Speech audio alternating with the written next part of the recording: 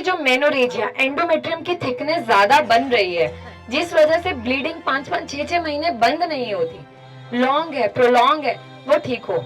इतनी मोटी मोटी गांठें शरीर के किसी भी हिस्से में निकल रही है, जैसे बच्चों की टांग में, इसमें सुबह मैं किसी से मिली थी, जैसे हड्डी के ऊपर हड्डी बढ़ जाती है। जो यहाँ अधिकतर बच्चे हैं या बुजुर्ग हैं, या तो उनके घुटने के पास या तो उनकी एड़ी के पास अलग से एक इतनी बड़ी गांठ दिख रही है।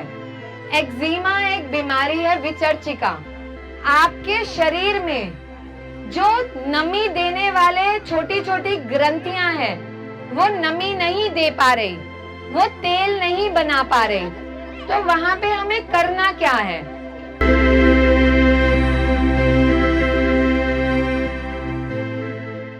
देखो, अभी आप मेनोरेजिया की जो दिक्कत है कि अनकंट्रोल्ड ब्लीडिंग है, तो आपने क्या करना है, घर पे 1 चम्मच गोंद कतीरा आता है, गोंद, आप पंसारी को बोलना, वो देगा।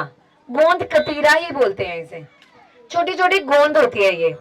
1 चम्मच गोंद और उसमें आधा चम्मच मुलेठी पाउडर, लाइकोराइस मुलेठी पाउडर, 1 गिलास पानी में रात को भिगो के रखना। सुबह ये पूरा फूल जाएगा और उठ के खाली पेट इसे पी लो, और फिर सुबह दोबारा भिगो दो रात के लिए। 1 महीने तक रेगुलर लेना और 1 महीना छोड़ना, और कोई दवाई मत लेना। आप अगले महीने के साइकिल में, पूरे पीरियड्स में आप अंतर देख लोगे कितना डिफरेंस है। पर ट्रीटमेंट लेना है, ताकि जो मेनोरेजिया एंडोमेट्रियम की थिकनेस ज्यादा बन रही है, जिस वजह से ब्लीडिंग 5-5, 6-6 महीने बंद नहीं होती, लॉन्ग है, प्रोलॉन्ग है, वो ठीक हो। देखिए, मुझे पता है आप बीमारियां बताना चाहते पर नहीं बताया। ये पर्चा है, ठीक है, इस पे बड़े वाले फोन सब चलाते हो ना, तो इस पे YouTube पे जाना और वहां डॉक्टर उपासना वोरा लिखना, या उपासना की दुनिया, वहां पे मेरा चैनल है, उसमें हर बीमारी का इलाज है, कैसे करना है। अगर आप दवा मंगवाना चाहते हो तो आप नंबर पे संपर्क करना। अगर घरेलू उपचार से करना है तो आप वहां पे देखना। और आपको जो ये पर्चा दिया जा रहा है, इसमें सब बीमारियों का घरेलू उपचार लिखा है, तो आप घर पे बना के कर सकते हो, ठीक है। अच्छा, जैसे ना ये अम्मा का भी है, ये भी रूमेटॉइड आर्थराइटिस, गठिया वाय का केस है। अम्मा, अंडी के पत्ते होते हैं, अंडी के पत्ते की चटनी बनानी है घोल के, और रोजाना सोने से पहले 1 चम्मच गर्म पानी के साथ लेना है 1 महीना, तो वो बाय को निकाल देगा शरीर की। जब शरीर की बाय निकलेगी ना, तो जो ये हाथों में सुबह अकड़न होता है, ऐसे नहीं मुड़ते ना सुबह उठ के, इसमें आराम मिलेगा, ठीक है। और जिन लोगों को पीलिया बार बार होता है, क्योंकि आपका लिवर, बाइल्स वो प्रॉपर नहीं हो रहा, वो जैसे बच्ची, आओ बेटा इधर, जिसे इसको पीलिया है। पीलिया वैसे तो बहुत सारी चीजें दवाइयों से परे हैं, जैसे झाड़ के निकलता है, यहाँ झाड़े लगाता है कोई? अब इनके साथ कौन है बेटा, कौन? अम्मा, इसको दवा देनी है, मैं दवा लिख दूंगी, लेकिन घर पे क्या करना है, ठीक है। एक तो हल्दी खाने को नहीं देनी कुछ दिन, बिल्कुल भी। दूसरा, आंवले की चटनी ज्यादा से ज्यादा खिलानी है, आंवले की चटनी, ठीक है। दूसरी चीज, गन्ने का रस पिलाओ रोज सुबह शाम। और तीसरा, अब इस मौसम में मूली नहीं मिलेगी, लेकिन अगर मिल जाए तो मूली को घिसना है और उसका पानी निकालिए लगभग आधा गिलास, उसमें थोड़ा काला नमक और काली मिर्ची मिला के इसे सुबह शाम पिलाइए, जिससे इसका पीलिया जल्दी कम होगा। लेकिन दवा देनी है, वो भी मैं पर्चे पे लिख देती हूँ, ठीक है। जांच कराई खून की, पर आंखों से जैसे दिख रहा है, पर इसकी कराई है कि कितना बड़ा हुआ है वो भी पता होना जरूरी है, ठीक है। मैं अभी जांच लिख के देती हूँ, बिठाओ इसको। आपके गांव में जो मैंने देखा बीमारी, इतनी मोटी मोटी गांठें शरीर के किसी भी हिस्से में निकल रही है, जैसे बच्चों की टांग में, इसमें सुबह मैं किसी से मिली थी, जैसे हड्डी के ऊपर हड्डी बढ़ जाती है, जैसे इतनी मोटी मोटी गांठें।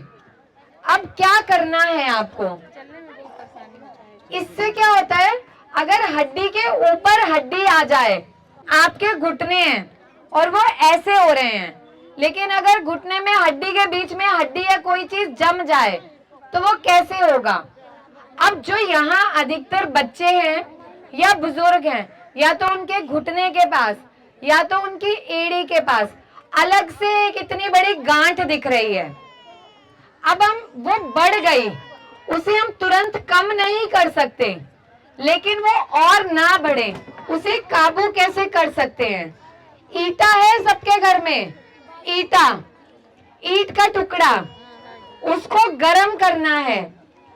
अंडी का तेल लिया, जहां पे भी मोटी गांठ है, चाहे आपके स्तन में है, ब्रेस्ट में, टांग में, पैर में, कहीं भी, अंडी के तेल से वहां मालिश करनी है। और ईटा लेना है, गरम करके कपड़े में लपेट के वहां पे सिकाई करनी है, उससे आराम मिलेगा। ठीक है, कोई और बीमारी, किसी का कोई सवाल तो अपनी जगह पे खड़े होके पूछ सकते हैं। अच्छा, जैसे इनके दाने निकल रहे हैं, अच्छा खाज खुजली की शिकायत किसे है? दिनाए की शिकायत, जैसे दाद, खाज, खुजली, दिनाए, बार बार दिक्कत होती है। एक्जिमा, एक्जिमा अलग है, उस पर भी बताती हूँ। दिनाए है ना, तो दिनाए में सबसे बढ़िया काम क्या करता है? बहुत बढ़िया काम, अंडी का तेल लेना, उसमें कुछ बूंद नींबू के रस की मिलाना, और जहां भी दिनाए होता है वहां पे लगाना। जब आप लगाओगे ना, कुछ समय आपको लगेगा, ऐसे लगेगा कि एकदम चुभ रहा है, क्योंकि नींबू का रस तीक्ष्ण है। लेकिन 3 से 4 दिन के बाद आपके अंडी के तेल को गर्म किया हल्का, उसमें नींबू का रस मिला दिया निचोड़ के, और उसको जहां भी दिनाए के चकते बनते हैं लगा दिया, और उसको मालिश किया हल्का, कुछ दिन लगेगा, उसके बाद 3-4 दिन में आपको वो सूखने लगेगा। और दूसरा, जहां भी दाद, खाज, खुजली, सिंघाड़े का जो आटा होता है, सिंघाड़े के आटे में पानी मिला के अगर आप उसका घोल, लेप उन चकतों पे, दाद पे लगाते हो तो वो उसको सुखा देता है तुरंत। ठीक है, अब जैसे सर ने एक्जिमा बोला, एक्जिमा एक बीमारी है विचर्चिका। आपके शरीर में जो नमी देने वाले छोटी छोटी ग्रंथियां हैं, वो नमी नहीं दे पा रही, वो तेल नहीं बना पा रही, तो वहां पे हमें करना क्या है? बहुत आसान, पहले अंदर से शरीर को ताकत दें। तो 1 चम्मच तिल का तेल, जिनको भी दिक्कत है, 1 चम्मच तिल का तेल रोजाना रात को सोने से पहले आधा कप गर्म पानी में 1 महीना तक लेना है, पर उसमें दवा चलेगी, दवा से कम होगा। अच्छा, जैसे बच्चों में दस्त की शिकायत बहुत ज्यादा होती है, बच्चों को बार बार दस्त आते हैं, पानी की तरह पतला दस्त आ रहा है, डायरिया हो रहा है, क्या करना चाहिए वहां? धनिया ले लो, साबुत धनिया, साबुत धनिया को भून के उसका पाउडर बना लो, और बच्चे को दिन में 3 से 4 बार हल्का सा धनिया हल्के से दही में मिला के दिन में 3-4 बार दो। और अगर फिर भी दस्त बंद ना हो तो कच्चा केला, 1 टुकड़ा कच्चे केले का लेके बच्चे को दिन में 2 बार खिलाओ, कुछ ही दिन में दस्त बंद हो जाए। जिनके भी बच्चे बार बार बीमार होते हैं ना, अपने बच्चे को रोजाना 2 पत्ते तुलसी के और 1 टुकड़ा काली मिर्च, मरीच का 1 छोटा दाना रोजाना खिलाओ। ठीक है, उससे बच्चों की अंदर की रोगों से लड़ने की क्षमता बढ़ेगी, तो वो बीमार कम पड़ेंगे। कितनी महिलाएं ऐसी हैं जिनके घुटनों में, हाथ पैर में सूजन रहता है?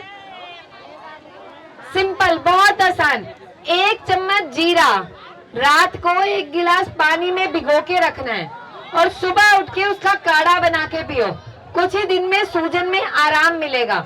और हार श्रृंगार के पत्ते होते हैं ना, हार श्रृंगार के पत्ते, उसके पत्तों की चटनी बनाओ, घोल, और गर्म पानी में घोल के पियो, वो आपके शरीर में जितना भी पानी, फ्लूइड, वाटर रिटेंशन जो हो रहा है, सूजन ला रहा है, उसे कम करता है। वैसे ये जो कंडीशन होती है, ये सोरियासिस में डेवलप होती है, आपको पता है? पता है कितने समय से है? लगभग 1.5 महीने से। ये अभी शुरू हुआ है। अभी ना आपने क्या करना है, क्योंकि सोरियासिस एक ऐसी प्रॉब्लम जैसे ये इनके हाथ में ड्राइनेस है, लोगों के शरीर में पपड़ी उतरती है, झड़ती है, बालों में। आप ना इस पे क्या करना, मदार के पत्ते, अख,